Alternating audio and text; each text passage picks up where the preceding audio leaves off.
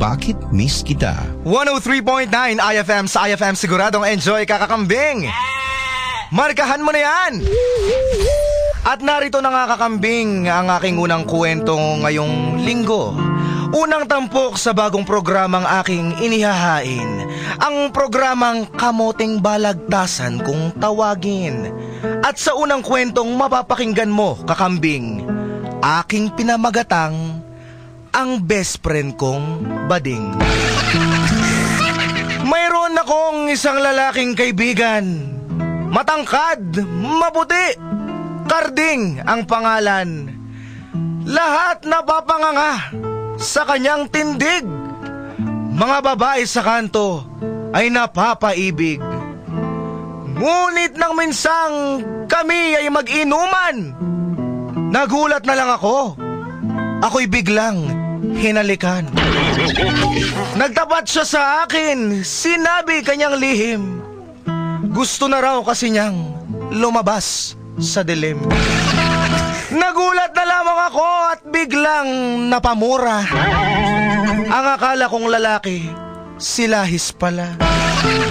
Ang lalaking best friend ko na si Karding, umamin sa akin, siya raw ay bading. Ginalang ko naman ang kanyang desisyon, subalit tumindi pa rin kanyang emosyon. Matagal niya na daw pala akong pinagnanasaan. Daig ko raw kasi masarap na ulam. Matapos ang gabing yaon, hindi na siya nagpakita. Hanggang isang araw, sa amin may bumisita. Babaeng babae, kanyang itsura. Si Karding na kaibigan ko, yun pala'y nagpa-opera. At yan na nga po kakambing ang unang kwento natin ngayong linggo na pinamagatang ang best friend kong bading. Ito ay halaw sa tunay na buhay kakambing. Ang nagmamayari ng kwentong napakinggan mo kanina, itago na lang natin sa pangalang John Aguila. Baby Clubbern at Pamilya Valencia sa atin nakikinig. Mga mata nila ay sa radyo na nakatitig. Isama mo pa ang AJ Watch Repair ni Sir Romy. Bilang ng kakambing, lalo pang dumarami, Diba Navid Rodaki.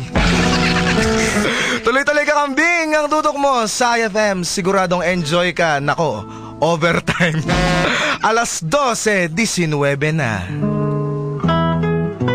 Ano ang sasabihin mo pag narinig mo yung IFM yan? Tandaan mo IFM. Ang bot sa kambing na may bangs.